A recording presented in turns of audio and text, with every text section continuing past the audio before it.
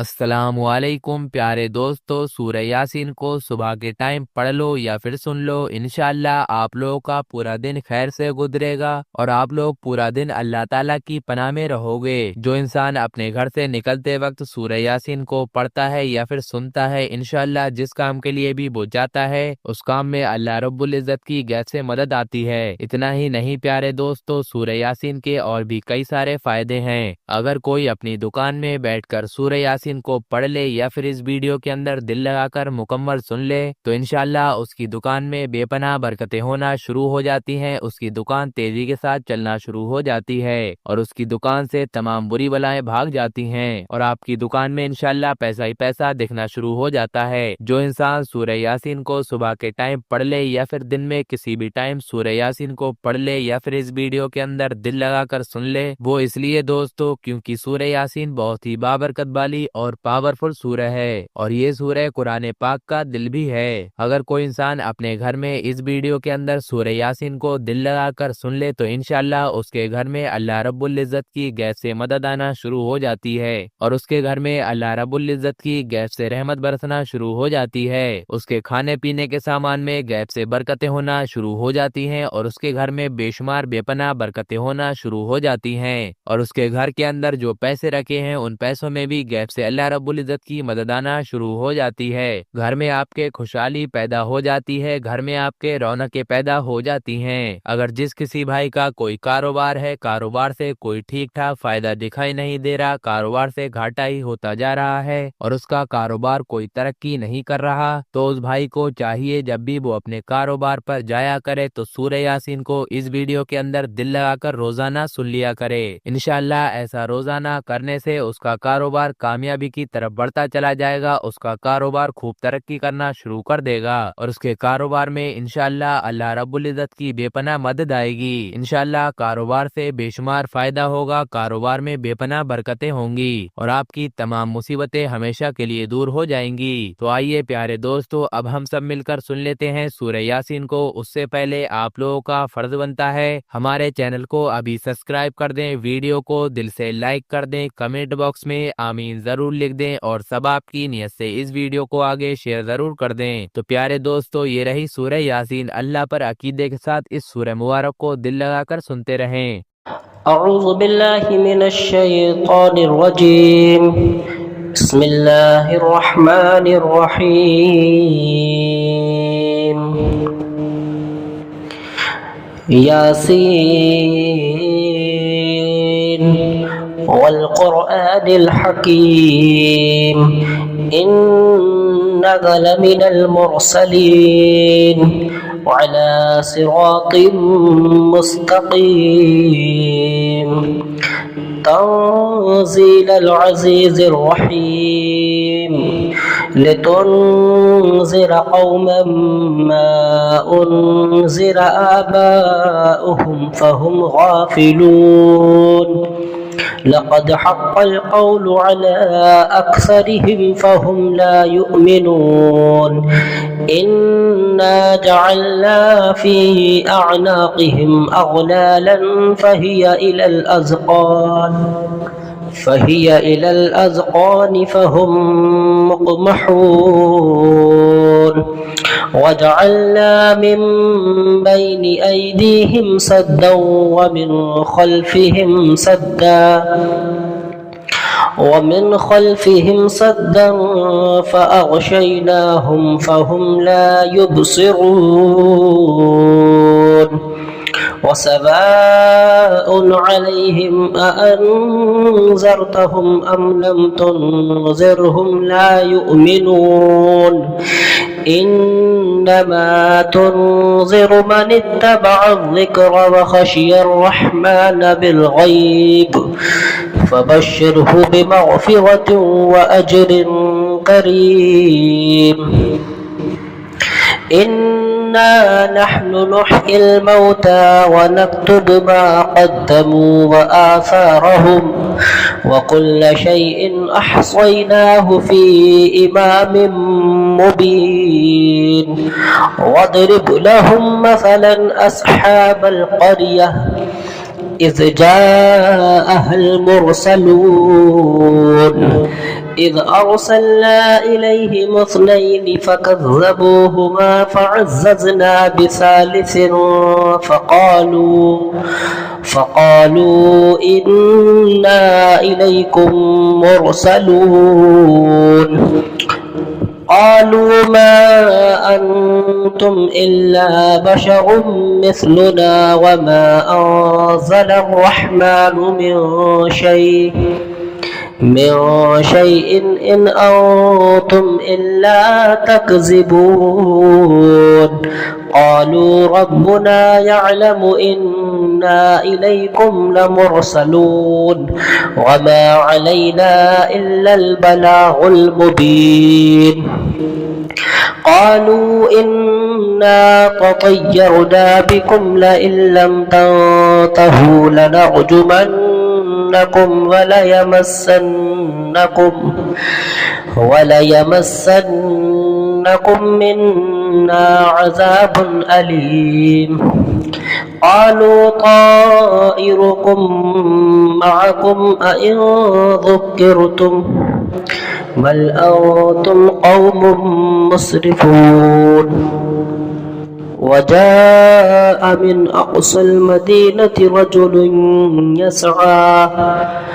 رجل يسعى قال يا قوم اتبعوا المرسلين اتبعوا من لا يسألكم أجرا وهم مهتدون وما لي لا أعبد الذي فطرني وإليه ترجعون أأتخذ من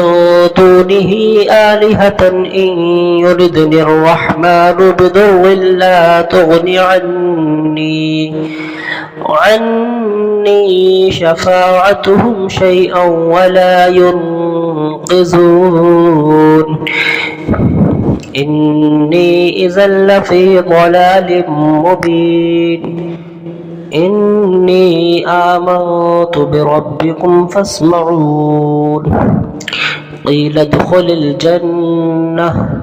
قال يا ليت قومي يعلمون بما غفر لي ربي وجعلني من المقربين وما أنزلنا على قومه من بعده من جود من السماء وما كنا منزلين إن كانت إلا صيحة واحدة فإذا هم خامدون يا حسرة على العباد ما يأتيهم من رسول إلا كانوا به يستهزئون ألم يروا كم أهلكنا قبلهم من القرون أنهم إليهم لا يرجعون وإن كل لما جميع لدينا محضرون وآية لهم الأرض الميتة أحييناها وأخرجنا منها حبا فمنه يأكلون وجعلنا فيها جنات من نخيل وأعناب وفجرنا فيها من العيون ليأكلوا من ثمره وما عملته أيديهم أفلا يشكرون سبحان الذي خلق الأزواج كلها مما تنبت الأرض ومن أنفسهم ومما لا يعلمون وآية لهم الليل نسلخ منه النهار فإذا هم مظلمون والشمس تجري لمستقر لها ذلك تقدير العزيز العليم والقمر قدرناه منازل حتى عاد كالعرجون القديم لا الشمس ينبغي لها أن تدرك القمر ولا الليل سابق النهار وكل في فلك يسبحون وآية لهم أنا حملنا ذريتهم في الفلك المشحون وخلقنا لهم من مثله ما يركبون وإن نشأ نغرقهم فلا صريخ لهم ولا هم ينقذون إلا رحمة منا ومتاعا إلى حين وإذا قيل لهم اتقوا ما بين أيديكم وما خلفكم لعلكم ترحمون وما تأتيهم من آية من آيات ربهم إلا كانوا عنها معرضين وإذا قيل لهم أنفقوا مما رزقكم الله قال الذين كفروا للذين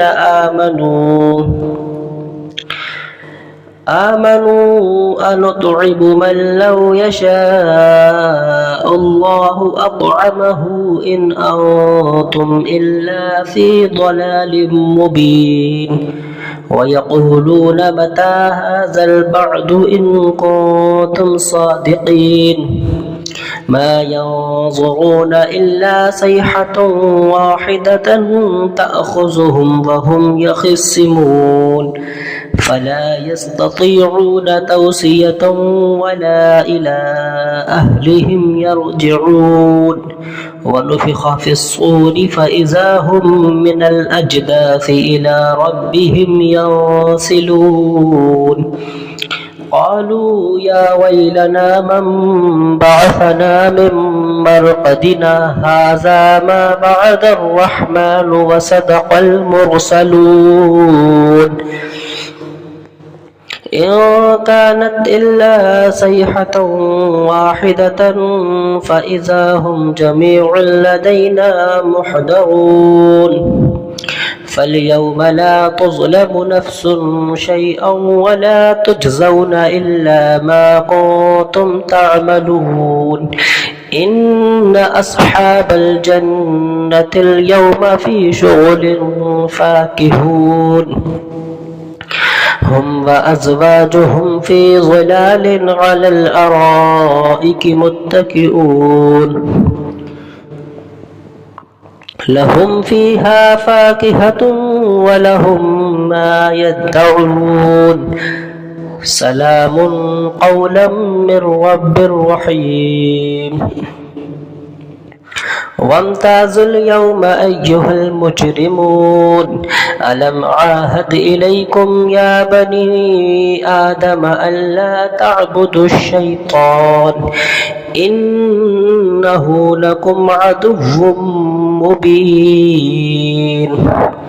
وأن اعبدوني هذا صراط مستقيم ولقد أضل منكم جبلا كثيرا أفلم تكونوا تعقلون هذه جهنم التي كنتم توعدون اصلوها اليوم بما كنتم تكفرون اليوم نختم على أفواههم وتكلمنا أيديهم وتشهد أرجلهم بما كانوا يكسبون ولو نشاء لطمسنا على أعينهم فاستبقوا الصراط فأنى يبصرون ولو نشاء لمسخناهم على مكانتهم فما استطاعوا مضيا ولا يرجعون ومن نعمره ننكسه في الخلق أفلا يعقلون وما علمناه الشعر وما ينبغي له إن هو إلا ذكر وقرآن مبين لينذر من كان حيا ويحق القول على الكافرين أولم يروا أنا خلقنا لهم مما عملت أيدينا أنعاما فهم لها مالكون وذللناها لهم فمنها ركوبهم ومنها يأكلون ولهم فيها منافع ومشارب أفلا يشكرون واتخذوا من دون الله آلهة لعلهم ينصرون لا يستطيعون نصرهم وهم لهم جند محضرون فلا يحزنك قولهم إنا نعلم ما يسرون وما يعلنون أولم ير الإنسان أنا خلقناه من نطفة فإذا هو خصيم مبين وضرب لنا مثلا ونسي خلقه قال من يحيي العظام وهي رميم قل يحييها الذي أنشأها أول مرة وهو بكل خلق عليم الذي جعل لكم من الشجر الأخضر نارا فإذا أنتم منه توقدون أوليس الذي خلق السماوات والأرض بقادر على أن يخلق مثلهم بلى وهو الخلاق العليم إنما أمره إذا أراد شيئا أن يقول له كن فيكون فسبحان الذي بيده ملكوت كل شيء وإليه ترجعون